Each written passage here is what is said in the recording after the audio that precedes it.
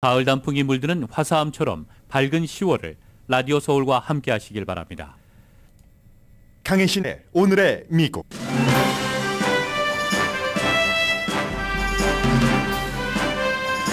이스라엘의 지상작전이 확대되면서 팔레스타인 민간인 보호 목소리는 커지지만 이스라엘의 하마스 전멸 목표는 분명합니다.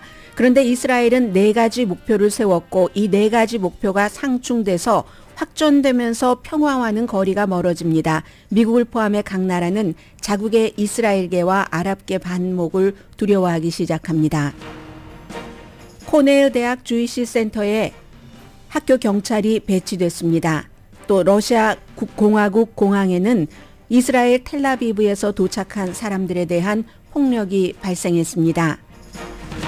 지난 주말 미국 각 지역 할로윈 파티에서도 적어도 11명이 숨지고 50명 이상이 부상했습니다.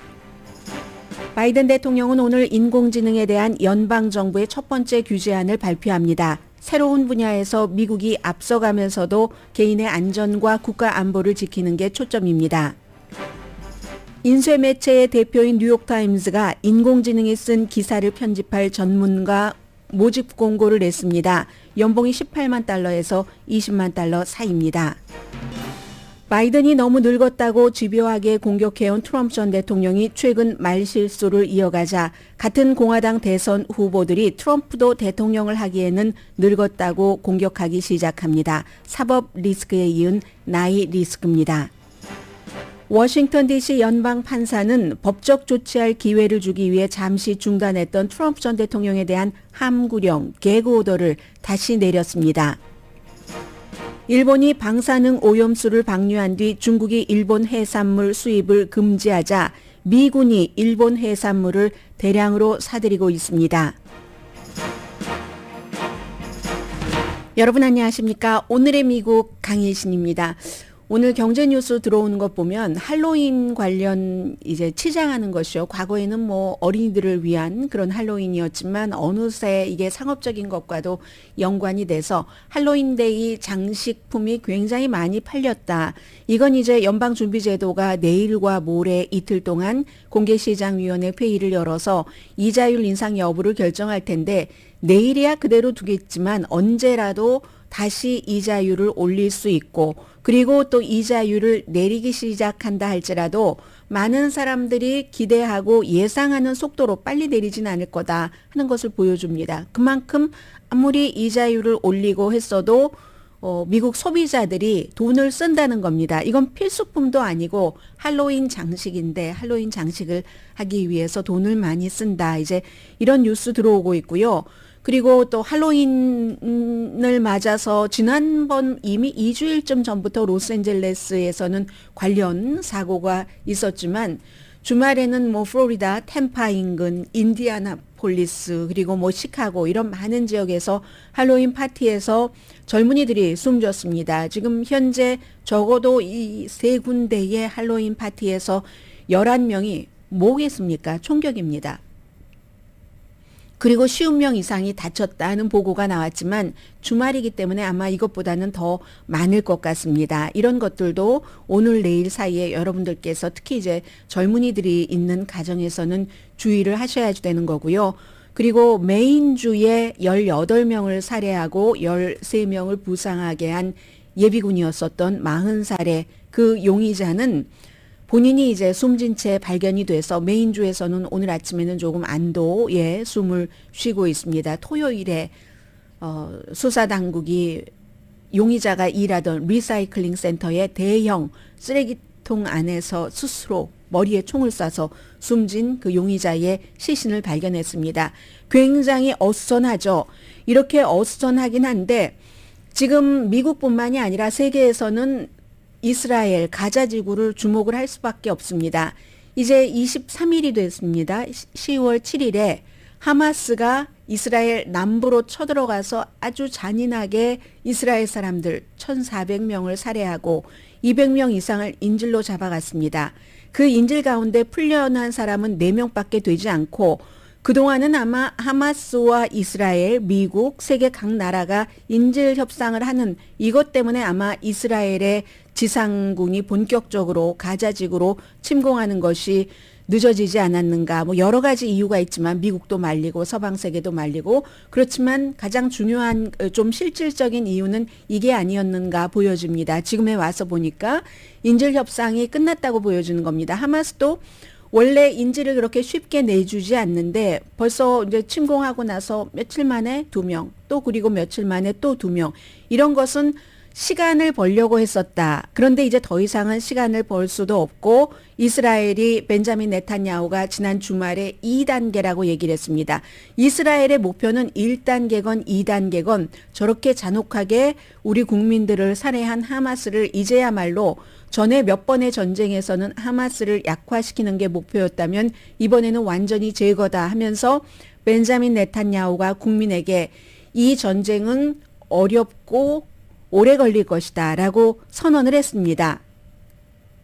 그런데 지금 미국과 서방 세계는 계속 날이 가면 갈수록 물론 이스라엘 국민 1,400명이 이스라엘 국민만 숨진 건 아니지만요. 이스라엘 땅에서 하마스가 잔혹하게 살해한 것에 대해서 이스라엘이 보복을 할 권리도 있고 그리고 여러 가지 그 조치를 취할 정당한 정당 방어의 권한이 있다고 얘기를 합니다. 주권 차원에서 미국 대통령도 마찬가지고 어제 바이든 대통령과 벤자민 네탄야후 이스라엘 총리가 전화 통화를 했습니다. 그렇지만 날이 가면 갈수록 세계 사람들이 아무리 그 세계 언론이 그 주이시들이 장악하고 있다 할지라도 알려지잖아요. 요즘은 소셜 미디어를 통해서. 그래서 그런 그 반감들과 여러 가지 그 무고한 하마스가 아닌 일반인들에 대한 동정론이 퍼질 수밖에 없습니다. 이건 처음부터 기정사실로 미리 예상됐었던 시나리오입니다. 그러니까 미국 대통령도 이 바이든 대통령이야말로 이 카톨릭 신자면서도 주이시가 아니면서도 시오니스트다라고 얘기하는 사람입니다. 본인이 아주 어렸을 때 아버지가 디너 테이블에서 홀로코스트를 세계 사람들이 막지 못하고 방치했었던 것에 대한 죄책감 같은 것도 얘기를 했고 바이든 대통령이 연방 상원 의원을 할 때 초기의 보좌관이라든가 아니면 초기의 보좌관 중에 한 사람이 바로 지금 국무장관이 돼 있는 앤토니 블링켄입니다. 주이시 스텝파더 어머니도 그렇고 그래서 이제 이 주이식의 보좌관들이 많았기 때문에 바이든 대통령은 아주 뼛속까지 그 친이스라엘계입니다. 물론 벤자민 네탄야후의 여러 가지 정책은 최근에 싫어했었지만 그래서 이 바이든 대통령이라는 그 중요한 미국 대통령이 국방비 지원을 이스라엘에 전 세계 어느 나라보다도 미국이 많이 합니다. 그런 그 바이든 대통령조차 팔레스타인 사람들 무고한 사람들이 저렇게 아파하는데 가만히 있으면 안 된다는 이것 때문에 어제도 벤자민 네탄야후와 전화 통화를 하면서 방어하고 공격 받은 것에 대한 보복할 권한은 이때 팔레스타인 주민을 최대한 보호하는 선에서 해라. 보호하는 선에서 하라는 거지 휴전해라가 아닙니다. 주말에 유엔에서 140개국이 이건 일단 휴전을 해야 된다. 팔레스타인 가자 주민들이 너무 안 됐다라고 140개국이 휴전에 투표를 하는 동안 이스라엘과 미국을 포함해서 몇몇 이름도 잘 알려지지 않은 그런 국가들만 휴전에 반대를 했습니다. 이 상황이니까 바이든 대통령도 계속 구호도 해야지 되고 살살해라. 살살 때리라는데 살살 때릴 수가 있나요? 하마스가 민간인 속에 다 숨어 있는데 한 그 터널이 300마일 정도 길이 다 합치면 된다고 하는데 지금 이 상황입니다. 이 상황에서 이스라엘은 오늘 아침에 이제 모든 미국의 방송의 주요 매체가 이스라엘 쪽으로 가서 보도를 하는데 그 NPR 방송의 앵커도 이스라엘에 이번에 아주 그 중요한 인물과 인터뷰를 하니까 무슨 소리냐. 가자 지구의 주민들 90%는 다 안전지대로 대피를 했다.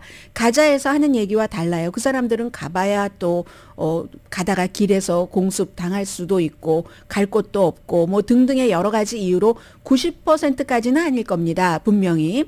그런데 이제 이스라엘의 그 담당자는 아주 고위직입니다.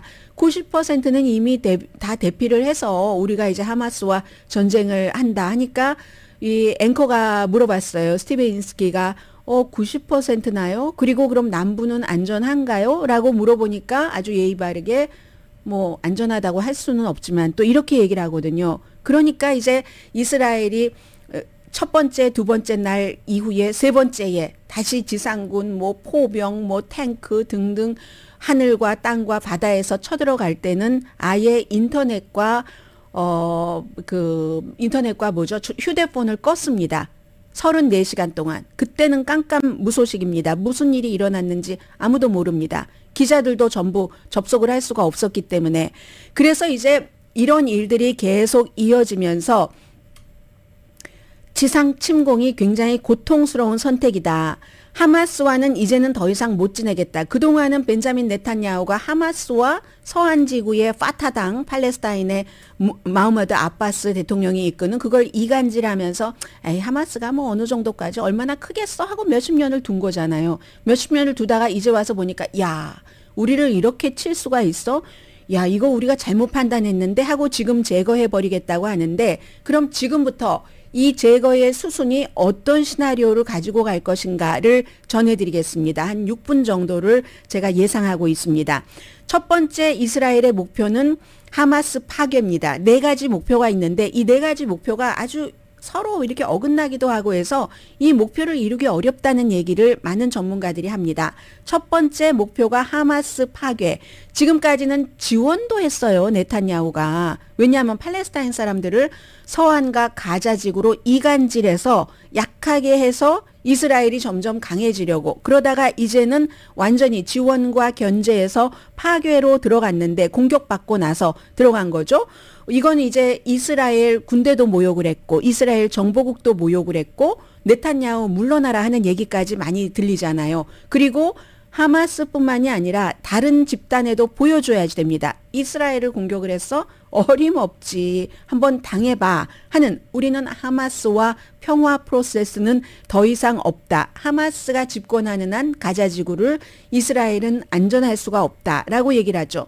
이거는 하마스가 완전히 제거되든지 제거되지 않든지 하마스 정권 아래에 있는 이제 하마스 독재죠. 하마스도 그 팔레스타인 주민은 굉장히 그 비참한 상태가 돼간다 하는 거고 그리고 그럴수록 이스라엘도 위협을 또 받을 수도 있죠. 두 번째 목표는 정말 중요한 인질 석방입니다. 이 인질 석방 문제가 이스라엘이 하마스를 잡으려면 가자로 들어가야지 되는데 그 전투를 방해할 가능성이 상당히 높습니다. 앞서 말씀드린 것처럼 지상군을 조금 늦게 들어오려고 하면서 4명 정도 풀어주고 지연작전을 하마스가 한 것 같은데 이용한 것 같은데 지금은 이제 그 인질로 잡혀간 사람들의 가족과 사랑하는 사람과 친구들이 이게 그 이스라엘에 그렇게 너무 강하게 하지 마라. 하마스가 내가 사랑하는 사람을 살해하면 어떻게 할 건데? 이렇습니다. 그래서 대중의 열화와 같은 지지가 없는 한 벤자민 네탄야후로서도 아주 냉혹하게 시가전을 하기가 힘듭니다. 세 번째 목표는 사상자를 최소화하는 겁니다. 이건 2가지 방면인데 하나는 이스라엘 군대의 사상자 지상전으로 들어가면 이미 이제 들어간 거고요. 들어가면은 사상자를 최소화해야지 됩니다. 만약에 이스라엘 군인이 많이 다치면 이거는 가자지구 지상전 전면적으로 다 재검토를 해야지 될 수도 있는 겁니다. 그리고 이스라엘이 국민을 얼마나 소중하게 생각하면 하마스 포로 한 명 이스라엘 포로 한 명 데리고 오는데 하마스 포로 한 뭐 1,000명도 풀어주고 하잖아요. 그래서 이스라엘 군인 이건 작전 전체가 위협이니까 사상을 굉장히 줄여야지 되고 팔레스타인 민간인들이 지금 8,000명 정도 숨졌다고 합니다. 이스라엘 숨진 사람, 이스라엘에서 하마스의 공격으로 숨진 사람 1,400명입니다. 그리고 이 8,000명 가운데서 3,000명 이상이 어린아이들입니다. 미성년자예요. 그러면 3,000명 이상이 23일 동안 이스라엘 군에 의해서 공습 등에 의해서 숨진 이 숫자는 2019년 이후 2023년 지금까지 세계 모든 나라에서 일어난 전쟁에서 어린이가 숨진 그 숫자를 다 합친 것보다도 많습니다. 3,000 몇백 명이라고 하는데 워낙에 가자지구에 어린 인구가 많기 때문에 그렇죠. 이렇게 될 때는 국제적인 압력이 오늘보다 내일, 내일보다 모레 더 강해집니다. 이스라엘을 향해서 이거 휴전해라 하는 그런 것. 그래서 그렇기 때문에 과거에도 이스라엘의 어떤 그 과격 세력과 또 하마스와도 가자 팔레스타인 과격 세력과 하마스와 이스라엘이 전쟁을 할 때 아주 빠르게 했던 겁니다. 일주일, 열흘, 2주일 이렇게 탁 가서 강하게 치고 싹 빠지는, 아니면 민간인 사상이 너무 심해서 이스라엘이 비난을 받고 있기 때문에 그런 문제죠. 그런데 이번에 시간이 굉장히 빨리 흘러가고 있습니다. 민간인 목숨도 이렇게 많이 숨졌고, 에너지 공급 문제로 그 이스라엘은 그 어떠한 그 뭐라고 하나요? 그 무기로 비밀 병기 같은 것, 비밀도 아니죠. 누구나 다 아는 비밀로 사용하려고 하는 겁니다. 왜냐하면 에너지를 안 주면 하마스는 터널에서 살고, 터널에서 살면 터널에도 다 이게 메트로 시스템과 비슷한 거예요. 그래서 터널에도 다 공기가 들어가야지 되고 빛이 들어가야지 되고 불이 켜져야지 되고 하는데, 이 연료를 공급하지 않으면 언젠가는 지상으로 나올 수밖에 없다는 그 같은 전략인 거죠. 그런데 또 불행하게도 이스라엘이 주장하기는 병원에 공급되는 그런 에너지와 하마스가 쓰는 게 연결이 돼 있기 때문에 우린 병원도 줄 수 없다. 가자 지구에 아주 큰 병원 다 대피하라고 해서 의사들이 이게 말이 되느냐. 우리 병원에 중환자가 400명이 있는데 이 400명의 중환자를 와 함께 어디로 가느냐. 밖으로 나가봤자 이 중환자는 숨진다. 인큐베이터에 엄마는 숨지고 아이만 살아난 신생아도 있는데 이걸 어쩌란 말이냐 하는 것이고, 이스라엘은 그 하마스와 전기 같이 쓰는 거잖아. 하마스는 이걸 부정하고, 그래서 지금 국제법 얘기가 나오는 겁니다. 국제법은 아무리 전쟁 중이라도 민간인들이 피해를 보지 않도록, 더군다나 이건 병원이잖아요. 그런데 여기에 대해선 해석에 따라서 차이가 좀 있습니다. 이 나라가 먼저 공격을 당한 이스라엘이죠. 이번의 경우 이스라엘이 판단하면 뭐 그게 된다 이런 얘기고, 그러나 심정적으로는 많은 사람들이 그렇게 판단하지 않겠죠. 민간인들이 뭐 숨지고 다친 사람이 숨지고 하는데 그건 고쳐줘야지 된다라고 생각을 하겠죠.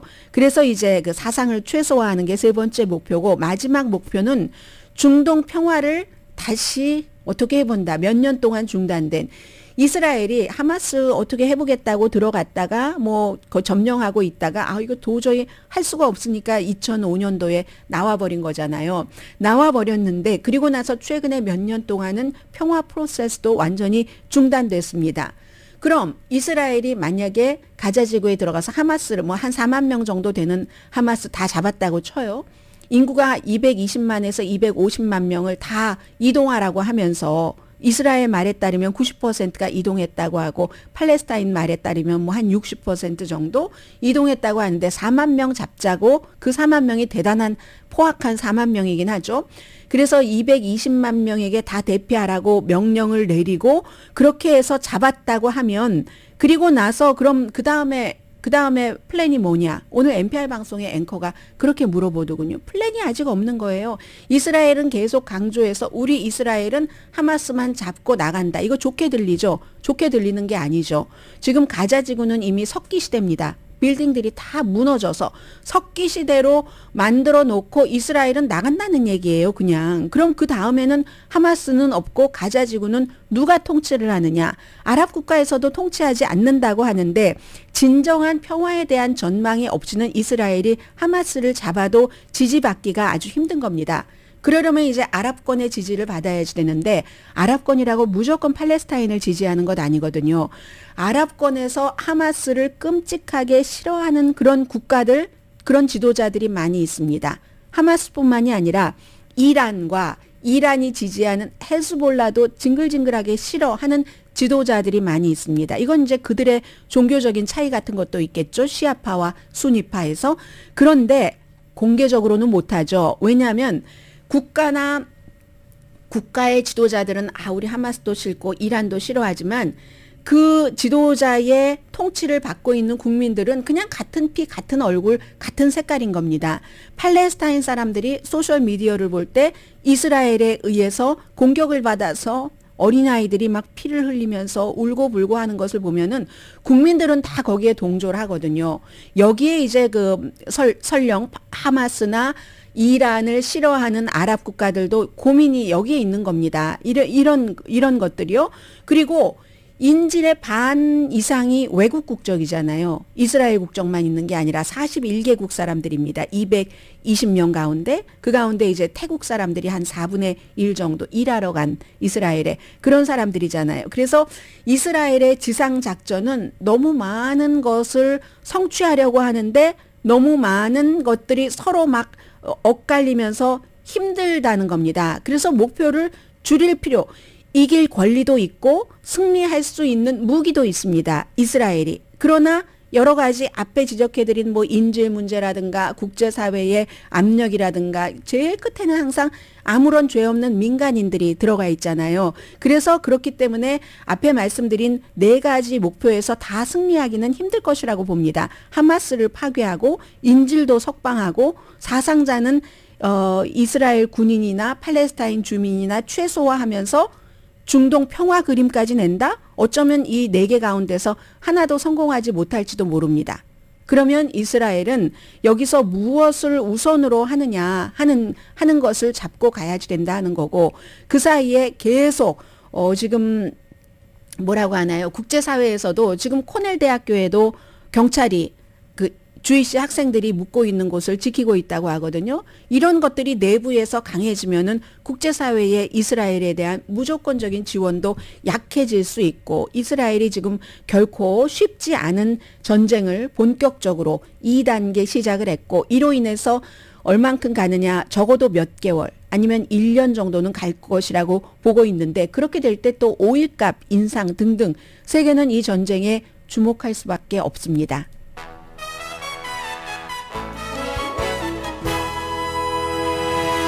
저는 가장 궁금한 것이 300마일이나 되는 그 터널을 어떻게 다 할까? 그럼 터널을 파괴하기 전에 지상에서 폭발을 해야지 되는데 얼마나 많은 사람이 숨져야지 될까? 그런 생각 들고요. 나머지는 또 기회 되는 대로 오늘의 미국 시간이 끝나기 전에 전해드리겠습니다. 오늘의 미국은 전문가가 추천하는 이민법, 가정법 전문 제인정 종합법률 사무소, 총 20억 달러 승소, 교통사고와 상해 전문 브라이언 타필라와 CG 변호사 그룹, 코지다운 갤럭시 이불은 잠이 솔솔 오게 하는 기능성 거위털 이불로 독일과 함께 생산합니다. 코지다운 갤럭시 이불 공동 후원입니다. 잠시 뒤에 이번 주에 미국에서 아주 중요한 일들이 많이 일어나거든요. 대강의 그림과 이슈 전합니다.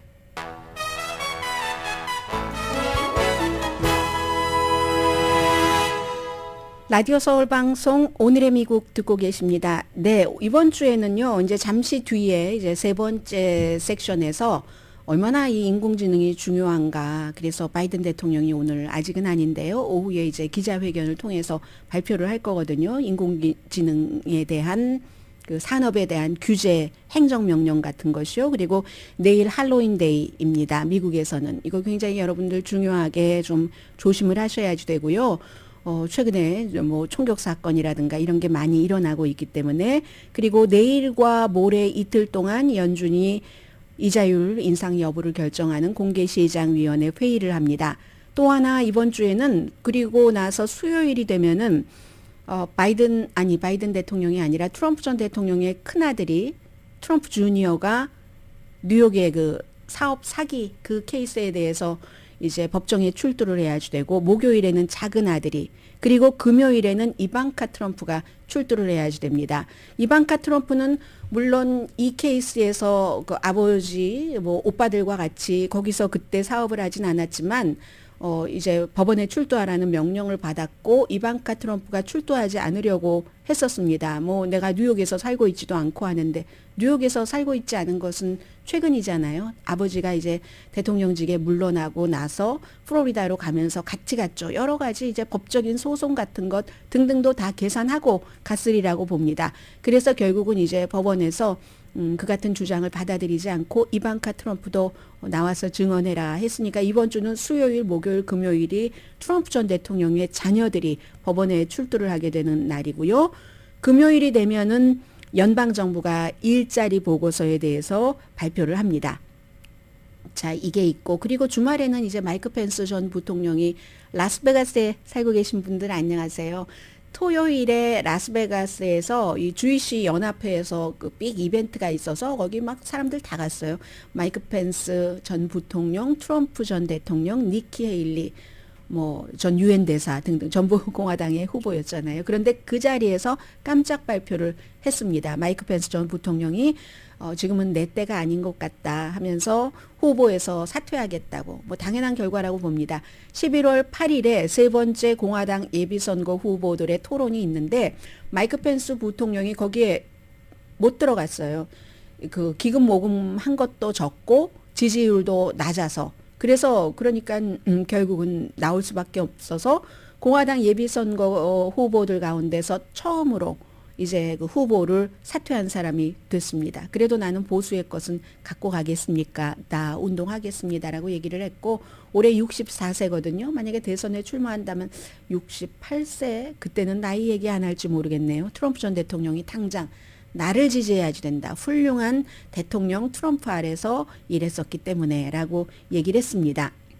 그런데 지금 바이든 대통령이 늙었다, 말실수 엄청 많이 한다 하고 집요하게 주장을 했었던 대표적인 사람이 트럼프 전 대통령입니다. 그런데 트럼프 전 대통령이 최근에 원래 트럼프 전 대통령이 좀 자유분방하게 캠페인을 하잖아요. 그 자유분방함을 넘어서 말실수를 좀 심각하게 많이 하니까 공화당 후보들이 트럼프도 안 되겠어, 바이든만 나이가 많은 게 아니야 라고 얘기를 하거든요. 바이든 대통령 이제 11월 달이 생일이니까 다음 달에 81세가 되고, 트럼프 전 대통령은 6월 달 아닌가요, 생일이? 아직 내년까지는 77세인데 바이든 대통령이 손주가 6명이에요. 트럼프 전 대통령은 왜 미국에서 부자들 아이 많이 낳잖아요. 이방카 트럼프처럼 해서 손주가 10명이나 됩니다. 그래서 이제 그런 것을 공화당에서 지적한다는 데에 이게 약간 미닝풀합니다. 물론 지금도 여론조사 결과를 보면은 누구하고 결코 그 트럼프 전 대통령과 대적할 사람이 없습니다. 아이오와주에서 니키 헤일리라는 전 유엔 대사가 론 디센티스 플로리다 주지사보다 조금 누르고 앞서간다고 하지만 트럼프와의 격차는 이만저만한 게 아니거든요. 그런데 후보들이 트럼프 전 대통령이 토론회에 나오지 않는데 계속 나이를 잡고 얘기를 한다면 그게 어느 정도 영향을 미칠지는 모르겠습니다. 이런 실수를 합니다. 예를 들어 어제 아이오와주의 수시티에서 수시티를 수폴스, 이건 이제 그 사우스다코타 그 인근에 있는 75마일이나 떨어진 그런 곳에 있나, 뭐 고맙다 뭐 이런, 항상 어디 가면 그 사람 그 동네 얘기하고 동네 정치인도 얘기하고 하잖아요. 그런데 그런 실수를 했고 그리고는 내려갔습니다. 무대에서 내려갔는데 연단에서 나중에 이제 누군가가 얘기를 해줬겠죠. 수 시리즈, 그게 수 폴스가 아니라고, 수 폴스 시리가 아니라 그냥 수라고.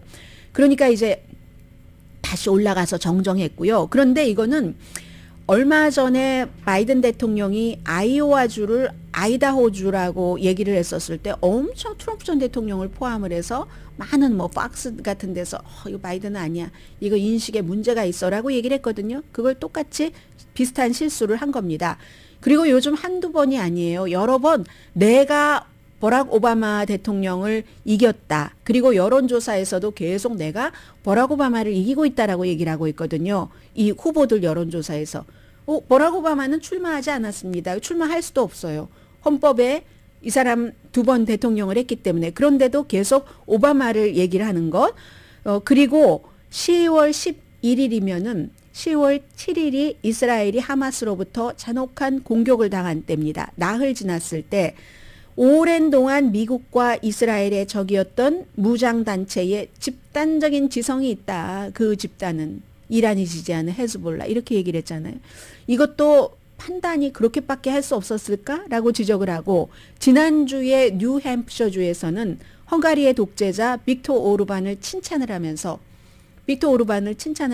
터키 지도자라고 했거든요. 이건 본인이 스스로 고치긴 했습니다.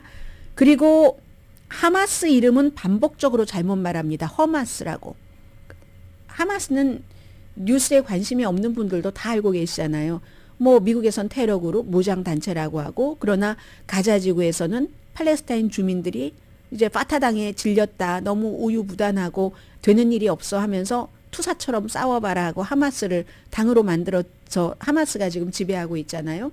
그래서 이 하마스는 다 합니다. 근데 허마스라고 얘기를 한다던가 그래서 이게 바로 나의 탓이다라고 얘기하는 게 많습니다. 유권자들은 아직도 바이든은 많이 늙었고 다시 대통령을 하기에 트럼프는 뭐 그렇지 않아 뭐 한 50% 아래 43% 정도 전반적으로 여론조사 결과를 종합해 보면 그 정도가 되잖아요. 그런데 이게 만약에 유권자들 사이에서도 그 같은 격차가 자꾸만 트럼프가 이렇게 반복을 하면은 그게 줄어들면 전에는 이런 일이 없었거든요. 트럼프 전 대통령이.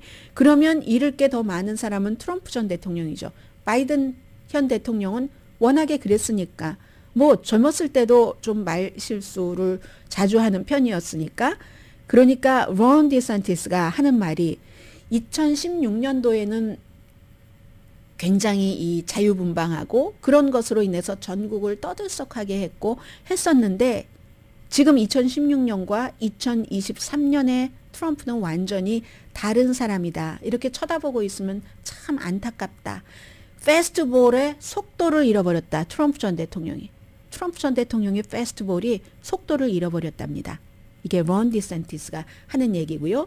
니키 헤일리 51살이잖아요. 론 디샌티스는 더 젊지만 40대지만 니키 헤일리가 전에도 이런 얘기를 했었잖아요. 75세 이상이면은 이렇게 중요한 직책을 맡을 때는 뭐 좀 건강, 인식 같은 테스트를 해야지 된다 하는데 토요일에 라스베가스 트럼프 전 대통령이 갔었던 또 이 마이크 펜스도 갔었던 그 유대인 협회의 미팅에서 웃으면서 나는요 아직 뭐 그런 거 혼돈하는 적 없어요 하고 얘기를 했습니다. 물론 최근 트럼프 전 대통령의 실수가 나이와 연관이 있는지는 알 수 없습니다. Maybe 지금 사법 리스크를 지금 뭐 헤쳐나가느라고 너무 머리를 여기저기 신경을 분산하니까 그래서 그럴 수도 있어요. 그 자체도 굉장히 문제가 되는 거고요. 대통령이 돼도. 아무튼 그동안 비정통적인 스타일로 프롬프터 잘 안 보고 자유롭게 청중들과 얘기하고 청중들이 발을 구르면서 좋아하고 했었던 그래서 가장 효율적인 소통가 커뮤니케이터 이렇게 얘기를 했었는데 그 트럼프 전 대통령이 그 가장 중요한 장점에 빛을 잃어가고 있다는 얘기 나오고요. 이게 아마 사법 리스크 같은 신경 쓰는 데가 많으면 사람들이 집중력이 좀 떨어질 수 있겠죠. 그걸 이제 크게 다루는 매체들이 생기기 시작했고요. 그리고 보시면은 그 아들, 딸들이 이번 주에 쭉 그 비즈니스 사기 여기에 대해서 증언을 하지만 판사가 이건 다른 케이스입니다. 하도 케이스가 많으니까 워싱턴 DC의 연방 판사예요. 이 워싱턴 DC는 1월 6일 의사당 폭동 사건에 대해서 트럼프 전 대통령이 선거 결과를 뒤집으려고 했는가 잭 스미스 특별검사가 기소한 4개 케이스잖아요. 혐의잖아요. 거기에 대해서 지금 그 타냐 추특한 트럼프 전 대통령이 그전에 많이 그 욕했었던 이 판사가 최근에 잠정적으로 이 개그 오더 함구령을 풀어줬었거든요. 왜냐하면 미국에 다 법적으로 모든 사람에 대해서 권한을 줘야지 되기 때문에 함구령을 내렸다가 왜냐하면 판사, 뭐 검사, 누구 증인에 대해서 비방하고 증인에 대해서는 특히 나에 대해서 나쁜 증언해봐 너 이렇게 위협하고 이런 일들을 많이 하니까 개그 오더를 내렸죠. 개그 오더를 내렸는데도 개그 오더를 내리면서도 항소할 수 있는 법적으로 어떤 조치를 취할 수 있는 기간을 줬습니다. 기간을 줬더니 또 말도 못하게 하는 거예요. 지난 한 주일 내내. 이 판사의 얘기입니다. 판사가 딱 그 웹사이트에 올린 거예요. 그래서 다시 개그 오더 막 잭 스미스 특별검사 미쳤어. 그리고 특히 마크 메도우즈라는 마지막 비서실장이 잭 스미스 그 이제 수사를 진두지휘하는 그런 그 대배심에 올해 3번이나 면책 특권을 받고 트럼프 전 대통령이 1월 6일 의사당 폭동 사건과 관련된 증언을 했다는 것 아니겠어요. 그랬더니 그 사람이 하는 말은 신빙성이 없어. 본인의 비서실장이요. 신빙성이 없어. 그리고 누구든지 이 마크 메도우스처럼 증언을 하면은 약하거나 아니면 비겁한 사람이야. 이렇게 증인들에게 위협적인 메시지를 자꾸 주니까 중단했던 개그 오더를 다시 내렸습니다. 트럼프 전 대통령 하는 얘기는 똑같습니다. 표현의 자유, 수정헌법 1조, 트럼프의 권리를 침해했고 그리고 후보로서의 활동을 막는 거다. 트럼프 전 대통령은 후보로서 뭐 경제 정책을 얘기하지 않습니다. 지금 이스라엘과 팔레스타인의 전쟁을 얘기하지 않습니다. 오로지 본인이 사법적인 어떤 그 혐의로 기소가 돼서 재판받는 것이 잘못이다. 마녀 사냥이다. 이걸 캠페인의 팀으로 가지고 갑니다. 잠시 뒤에 인공지능에 대해서 말씀드립니다.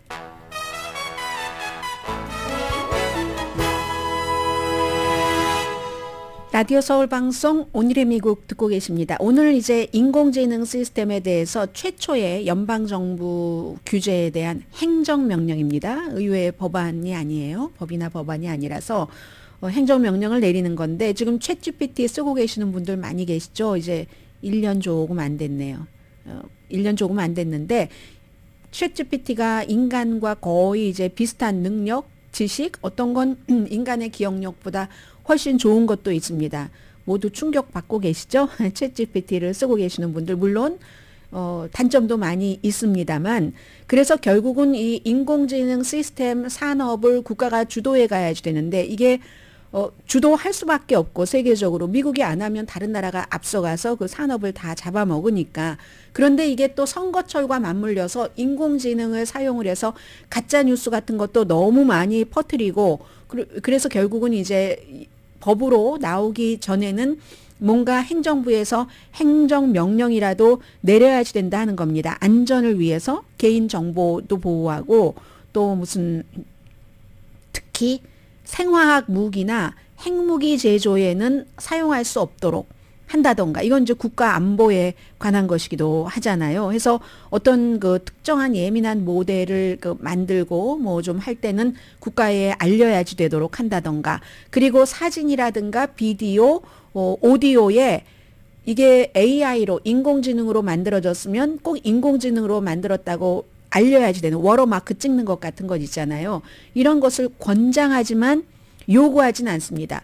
인공지능 한 사람이 말한 바이든이 이렇게 말했다고 완전히 거짓으로 반대로 해도 워터마크를 찍도록 권장은 했지만 요구는 안 한다는 거예요. 이게 이제 선거에서 굉장히 많이 문제가 되는 것은 분명한 겁니다.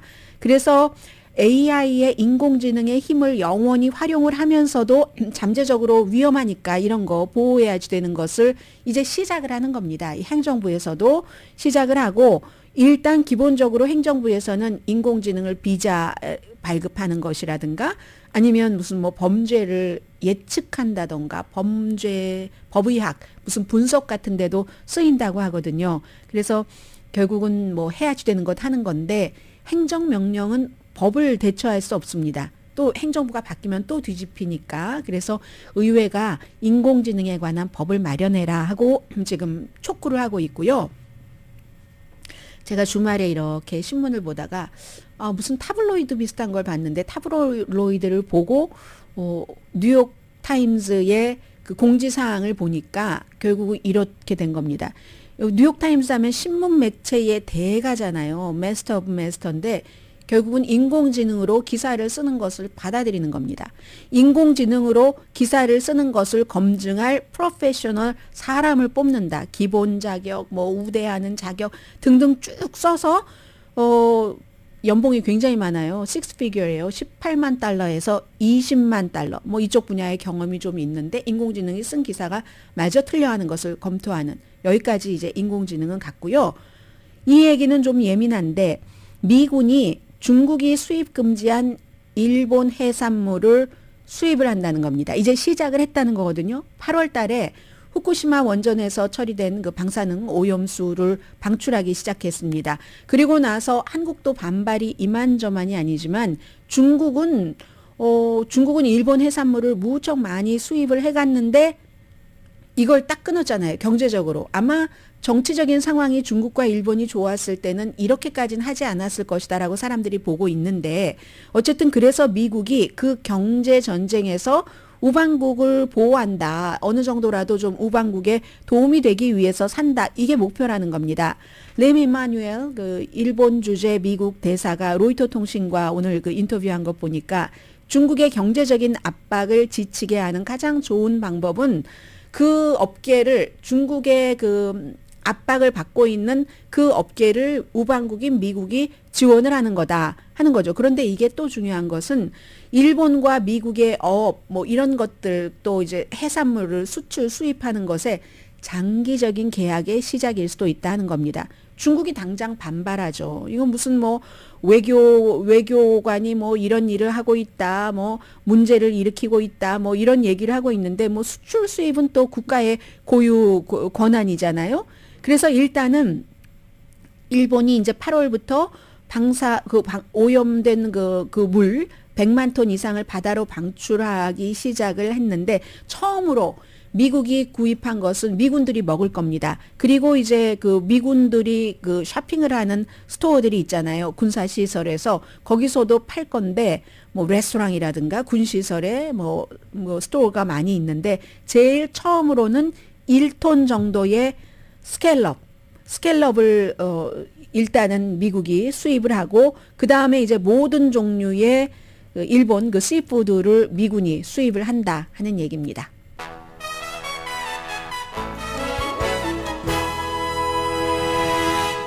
라디오 서울 방송 오늘의 미국 듣고 계십니다. 좀 대학생들은 요즘에 정말 힘듭니다.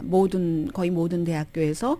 그런데 특히 이제 뭐 아이빌리그 대학교 학생들이 더 친이스라엘, 반이스라엘 때문에 힘들죠. 오늘 그 코넬 대학교에서 발행되는 코넬 데일리 선 신문을 보니까 코넬 대학교에 이제 주이시 센터가 있습니다. 센터 포 주이시 리빙. 왜냐하면 주이시 사람들이 먹는 음식이 다르고 코셔 음식을 먹어야지 되고 하니까 그런 센터가 있는데 여기를 주이시 학생들에 대한 폭력적인 위협, 살해 위협까지 있기 때문에 경찰이 아주 단단하게 지키고 있답니다.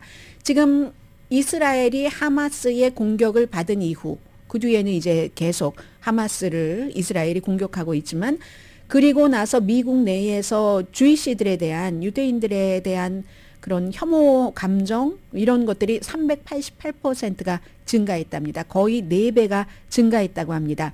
그러니까 코넬 대학교 총장이 마샤 폴락 총장이에요. 여자 총장이잖아요. 도저히 있을 수가 없다. 왜냐하면 온라인 학생들 뭐 사용하고 하는데 유대인 학생들에 대해서 어느 정도로 폭력을 쓰냐면요. 말의 폭력이냐면 뭐 총으로 쏘겠다. 이렇게 위협을 하거나 또 코셔 식당을 왜 유대 학생들을 위해서만 그런 식당을 주느냐. 그 식당을 폐쇄해야지 된다라고 얘기하니까 이 코넬 대학교에서는 이렇게 위협하는 학생들 찾아서 거기에 맞는 벌을 주겠다라고 하고 캠퍼스 경찰이 연방 수사국에 이 케이스를 넘겼습니다. 이건 이제 증오범죄, 혐오범죄에 속하고 있기 때문에요. 그래서 학생들이 토론할 수 있는 웹사이트 그 그리크 랭크 특히 이제 위협적인 글이 많이 쓰여진다고 하고 삭제해도 또 올라오고 삭제해도 또 올라오고 하니까 학생들이 굉장히 무서워한다는 이런 얘기들 그리고 이제 팔레스타인 사망자가 늘어나면서 당연히 있는 그런 일들이고요. 그리고 러시아에 있는 공화국, 다케스탄 공화국 북부요. 이슬람교도가 많은 그런 지역이잖아요. 거기서 어제 이스라엘의 텔라비브에서 오는 비행기가 온다 하는 것을 알고는 친팔레스타인계 사람들이 가서 20명이 다쳤답니다. 그래서 이제 그 러시아 군이 진압을 하고 공항이 일시적으로 폐쇄가 되고 막 시위대들이 뭐 신은 위대하다 이런 얘기들 하고 세계 다 어디서든지 이런 일들이 굉장히 도미노처럼 일어나고 있습니다.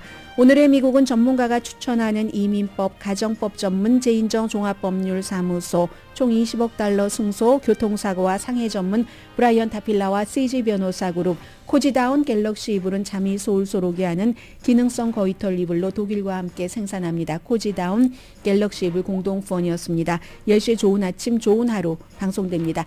안전한 한 주일 보내세요. 강혜신이었습니다.